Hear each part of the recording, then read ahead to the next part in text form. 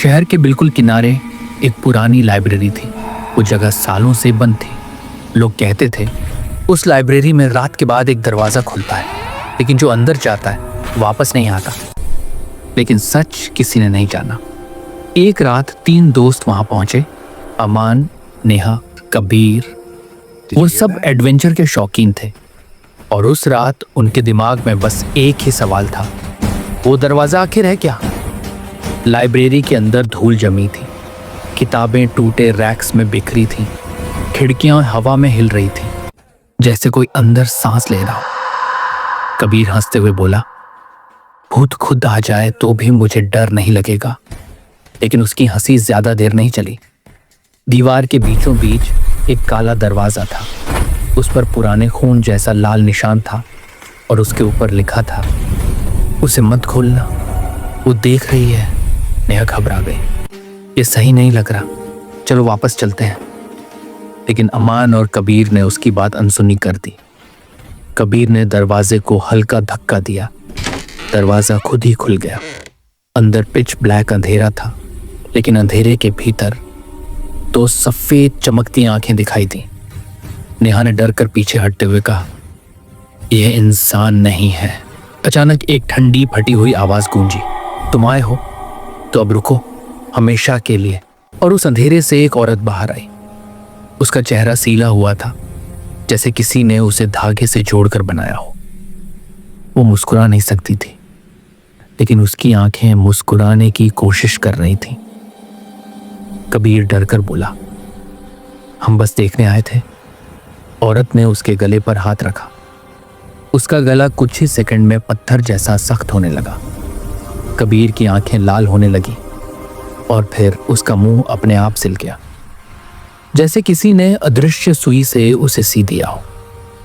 वो अब बोल नहीं सकता था, सिर्फ तड़प रहा था। अमान और नेहा ने उसे खींचने की कोशिश की, लेकिन कबीर का शरीर धीरे धीरे उस काले कमरे की तरफ खींचने लगा। औरत ने विस्पर्ड किया, एक अंदर गया, अब बाकी 2। नेहा डरकर बाहर की तरफ भागी, अमान उसके पीछे। लेकिन लाइब्रेरी का मेन गेट अपने आप बंद हो चुका था। नेहा चीखते हुए बोली, ये जगह हमें नहीं छोड़ने वाली। दीवारों में हल्की फुसफुसाहट शुरू हुई।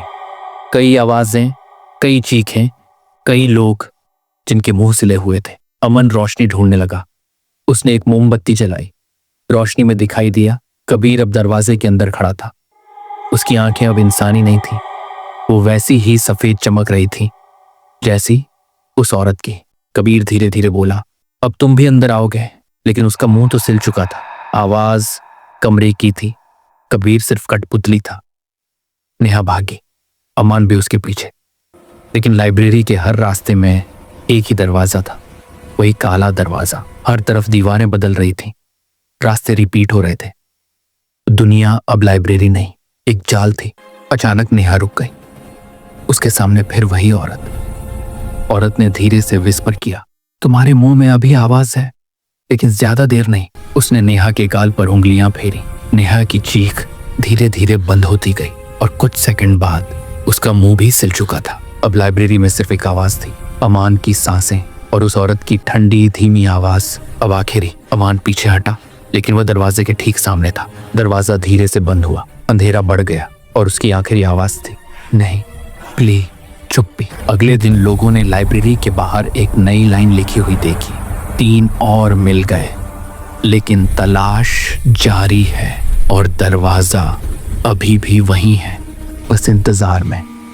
दोस्तों, ये स्टोरी कैसी लगी हमें कमेंट में ज़रूर बताएं।